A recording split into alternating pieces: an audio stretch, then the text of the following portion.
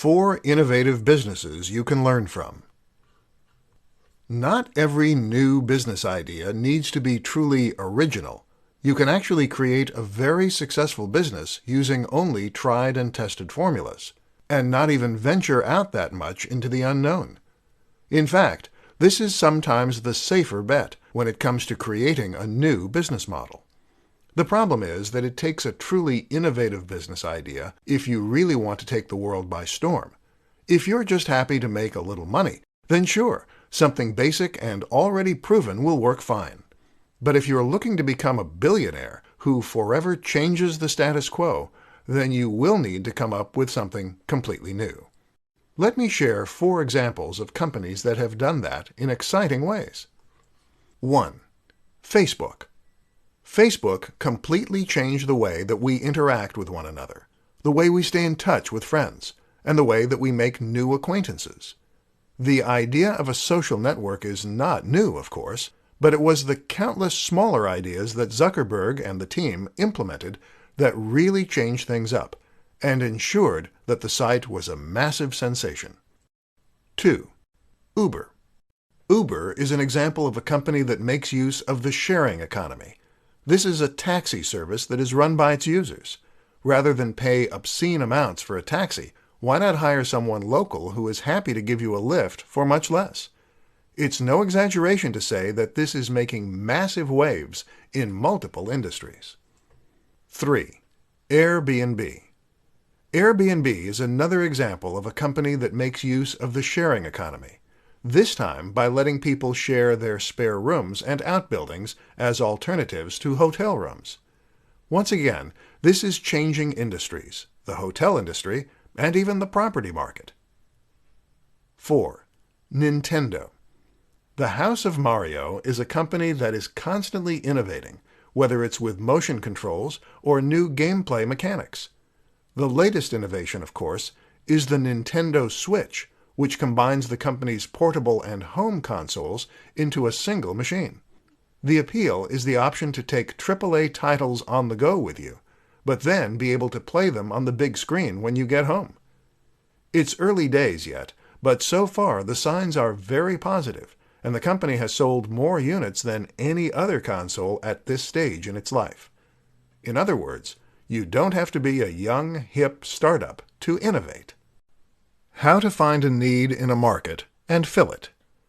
One of the best ways to come up with a successful business model, whether it's for a product or a service, is to find a simple need in a market and then fill it. In other words, what do people want that they don't have, and how can you satiate that need for them? If you can do this, then you'll be able to clearly communicate the value you offer and theoretically see a lot of sales as a result. In this presentation, we'll look at some ways you can identify those needs and fulfill them. 1. Look at existing products. One way to find a gap in the market is to look at the existing products in that space. What you'll likely find is that a few companies have got the niche stitched up, but that there is still room for improvement and still room for new products. Ask yourself, who are these products not catering to? What don't these products do that could be useful? 2. Look for pain points. They say that a good writer should always write what they know. Likewise, a good business strategy is to always stick with industries and niches that you understand. In other words, when you choose what you want to make or offer, it is best to choose something that you understand, rather than something that you've never used or experienced yourself. This way, you can think back to your own personal experience of that thing and ask yourself what could have been done better. Or if there is a product or service you use every day and it fails, ask yourself how that product could have been made any better. Is that something you can fix? 3. Survey the market. Another simple way to find things that aren't out there is to survey the intended market. In other words, ask the people you're selling to what they would like to see more of and where they feel their needs aren't being met. 4. Consider smaller cross-sections. Speaking of the market, have a think about who the market includes and whether there is a group within that market which has distinct needs not felt by the rest. Maybe people who work night shifts could benefit from a twist on an existing product, or people with a certain disability. All these strategies can be fantastic ways to find new business opportunities. But remember that what made Steve Jobs so innovative and successful was his ability to anticipate what the market needed before the market knew itself. How to market your new disruptive idea. Got a new idea for a product or service that is going to be truly disruptive and change the way we see the world? Great.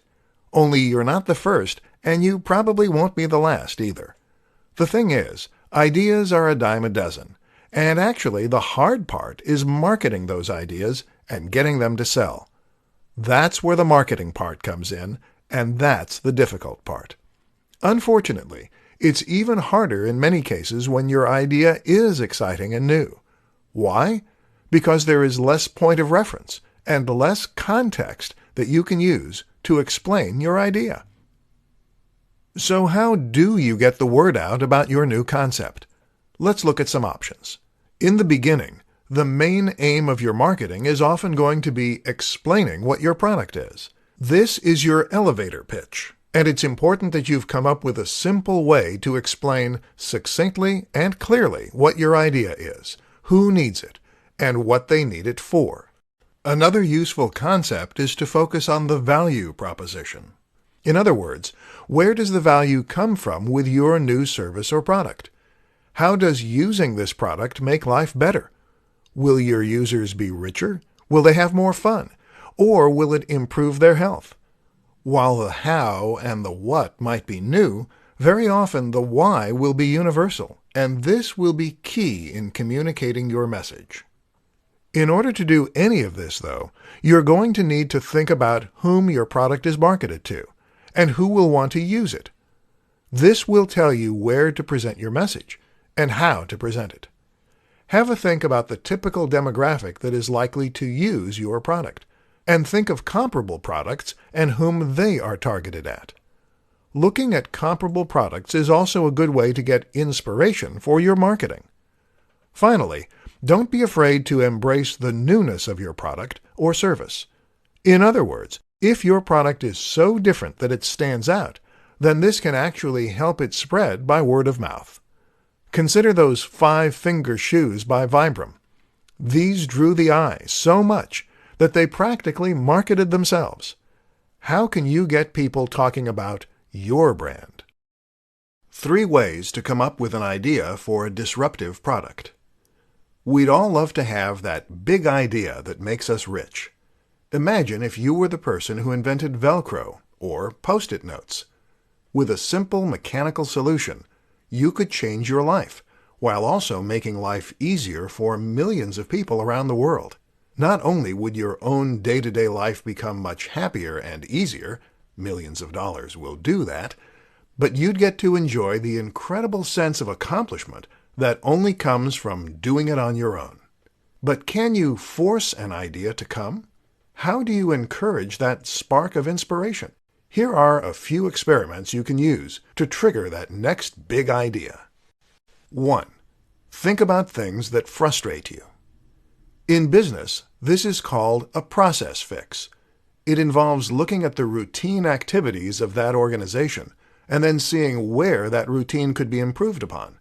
The thing is, you can also apply the notion of the process fix to real life. That might mean making it easier to open cans, making toothbrushes last longer, or defrosting the car more efficiently. In other words, ask yourself what you find to be regularly frustrating, and then challenge yourself to come up with a solution in product form. Chances are that if you could benefit from it, so too could other people. 2. Combine 2 useful products.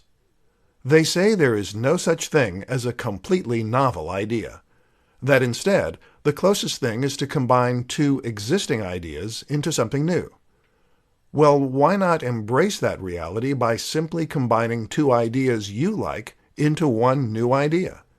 You see tons of inventions that work this way and serve a dual purpose. thereby removing the need to order two separate items, and they're often very successful. 3. Go for the next big thing. Many of us dream of products we wish existed, but which we know are impossible to make. Often, a good way to come up with a great idea is to look at those ideas and then try to make them more realistic. How can you take an idea that's impossible and create the next best thing using the realistic resources you have available to you? Often what you'll find is that you can get much closer to fulfilling the original brief than you probably expected. How to create your own software-as-service business. The notion of software as a service is a very interesting one, and one that is very different from pretty much any business model that has gone before it. The idea is that you are providing a service, whether that's web design or contact management, and that this service is going to be provided automatically by using a piece of software. So instead of building websites for your clients, you are offering a piece of software that can do that for them.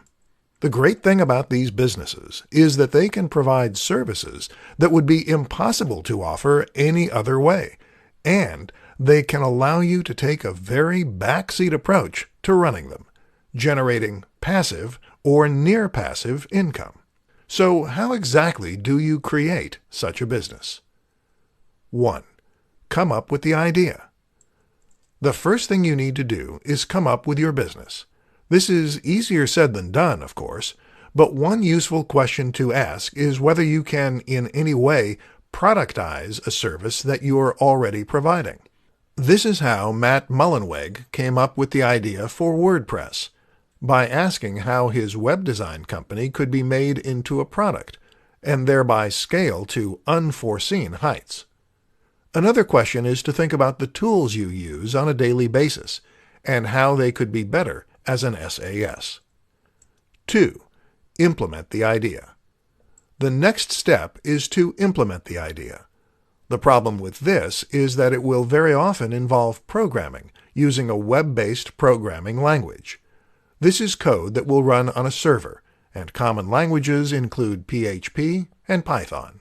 These are very complex for beginners, which is why the best option is often to outsource the actual creation of the product to someone who knows what they're doing. Use Upwork or something similar to find the staff. Alternatively, you can try using a social network building solution, several of which do exist. 3. Market the idea. Finally, you just need to market your idea. A good place to start is with your existing client list, if you have one, and from there you can try building an email list as you would for any service. Often, SAS means B2B, but not always. Otherwise, you can try using advertising and more traditional means of internet marketing. Invest the profits you make into more advertising to scale up your business, and then watch as it grows. 4 ways to make your Kickstarter campaign more successful. These days, coming up with an idea for an invention and then planning on selling it is always going to mean making a trip to Kickstarter. Kickstarter is the preeminent crowdfunding site, which means it's a platform on which you can announce an idea for a product and then see if there is a desire for that product. If so, then viewers can become backers and help fund the project, eventually receiving the resultant product at the end as a thank you. This means you no longer have to find an angel investor and give away shares of your business, and you no longer have to remortgage your house and pin all your hopes on a crazy idea. But going on Kickstarter is not a guarantee of success. In this presentation, we'll take a look at how you can help ensure a positive outcome for your product. 1. Make a great video. The most important aspect of your product page is to make a stunning video. This needs to demonstrate all the best qualities of your product, and it should have high production values, which will help make you appear more professional and capable. Invest in a good camera and editing software, and if you don't have the knack, hire someone who does. 2. Offer exciting incentives. It is normal to incentivize backers by offering rewards for different levels of funding. As you might expect, it's important to ensure that these incentives are exciting enough to actually be worth the money. So make sure that they are, whether that means offering discounted products, bonus packs, or the backer's name somewhere in the credits. 3. Time it well. As with comedy, timing is everything in the world of crowdfunding. Make sure you time the actual launch of the product well, but also think carefully about how long the campaign should run for and when it's going to end. 4.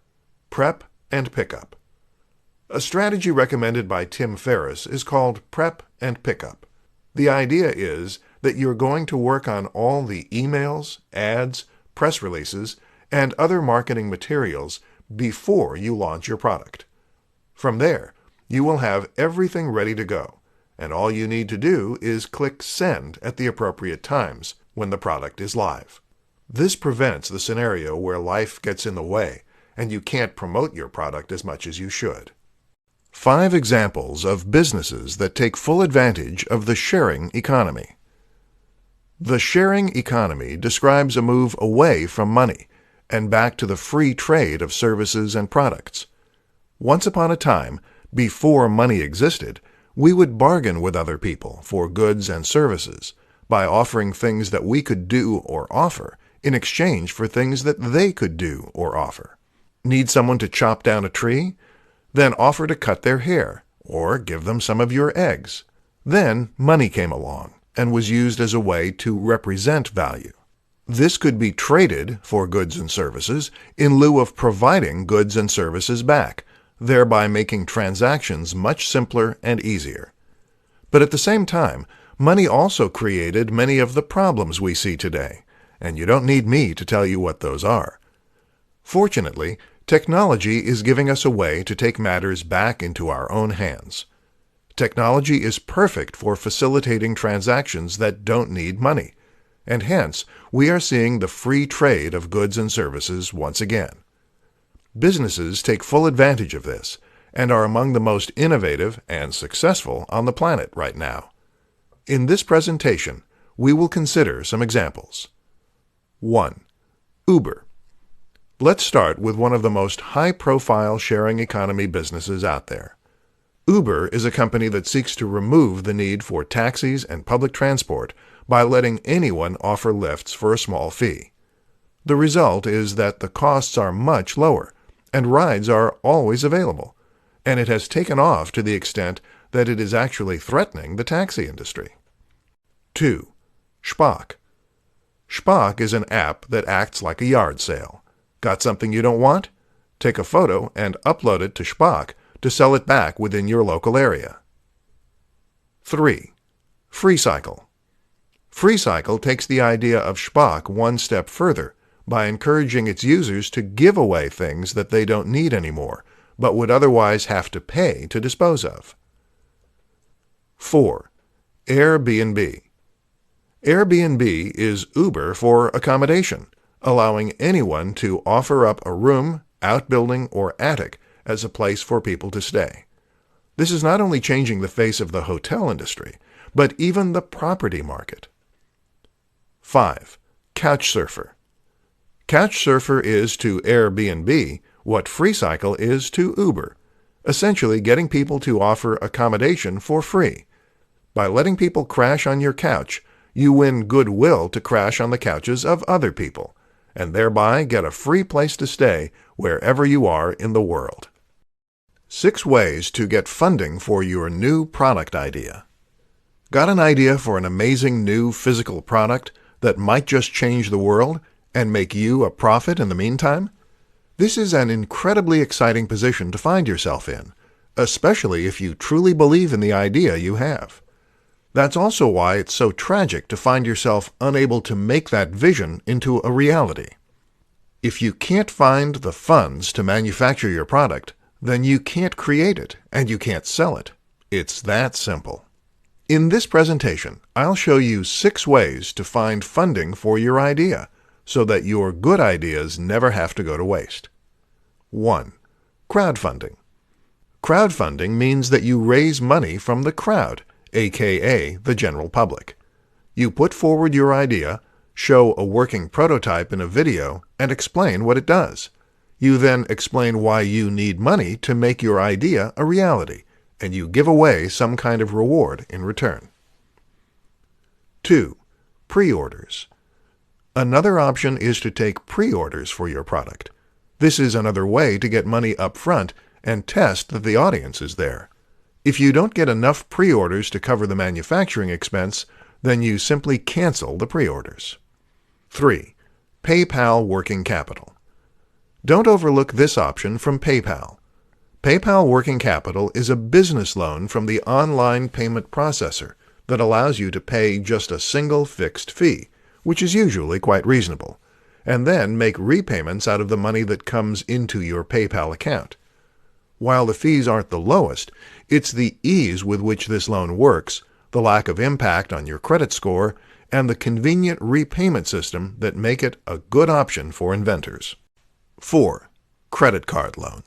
A credit card loan isn't the most elegant solution, but it certainly works. Other loans include a bank loan or a loan from the bank of mom and dad. 5. Investors. Finding a loan from an angel investor is arguably the most stressful option for getting funding, but it's also the one that can potentially reap the most rewards, especially if you are also getting the advice and help of those investors to encourage your product to grow at the fastest rate and stand the best chance of succeeding. 6. Bootstrapping. My personal favorite.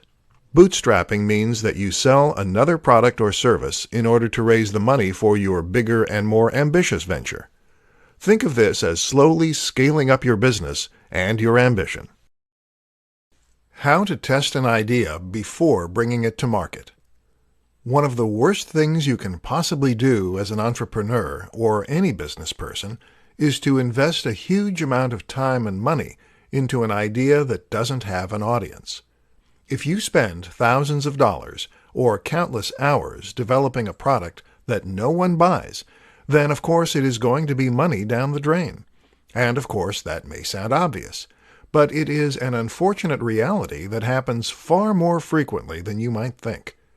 The problem is that we will often assume that because we want a certain product, that there must be market demand for it too. Or because something has been successful in the past, it will likely be successful in the future. This is not the case, however, and if you want to ensure your product will be successful, then there are some different precautions you need to take. In this presentation, we'll learn what those are. 1. Validation.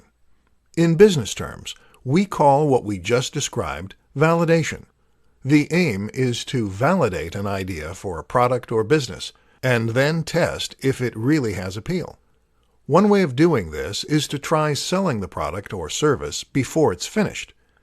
You can do this by offering a beta test of sorts, by taking pre-orders, or even by having a sales page that informs the buyer you're out of stock only once they try to make a purchase. This is important because very often people will say they're interested in an idea, but they're not necessarily willing to pay for it. To test if your idea truly has legs, you really need your audience to put their money where their mouth is. Then you can calculate how much money you would have made and whether or not that would have been enough to make the work worthwhile. 2. Fail fast. A similar approach is to invest as little time and money into an idea as possible, but still release the product or service. This way, you can then start selling it as quickly as possible and testing to see if there's an audience there. If the product sells as is, called an MVP or minimally viable product, then you can invest more time in developing it and marketing it. If not, you move quickly on to the next project, hence fail fast. Top mistakes that new entrepreneurs make. Got a big new idea? Great. In all likelihood, you're probably extremely excited to bring it to market, whether it's some kind of service or some kind of physical product. Either way, though, you are now at a crossroads. People have amazing ideas all the time, but it is rare that they actually do anything useful with those ideas. All too often, those ideas don't come to anything because the person with the said idea never takes a chance on it, or because they go about it in the wrong way. Here are some of the most common mistakes that have robbed the world of truly incredible ideas, and what you can do to prevent the same fate happening to your own innovations. 1. Not validating the idea. Validation essentially means testing that there is an audience for a product or service. Having a great idea is one thing, but having a great idea that will sell is another. And if you want to make this a business, then you need to be able to sell it. To find out, you need to do some kind of trial run. This could mean selling a beta version, taking pre-orders, or running a Kickstarter. Anything, as long as you are actively testing to see if the demand is there. 2. Not getting help. Too many inventors and innovators want to do everything themselves. Want to make a website? Then perhaps you think you have to create the logo yourself and learn HTML and Python. No. The way real professionals do it is to always outsource the most difficult parts of the process. This will save you time, and it will also result in a more professional final product, because it will be built by people who do this stuff for a living. 3. Not telling anyone the idea. Why don't entrepreneurs get help? Often it's because they don't want to tell people their ideas. Well, that makes it very hard indeed to get funding or even advice. If you're serious about your idea, then you need to start talking about it as soon as possible. Don't worry about people stealing your ideas. Either they have their own ideas or they don't have the means to do anything about your idea. The best way to protect an idea is to do it first and to do it best. In other words, stop making excuses and just do it.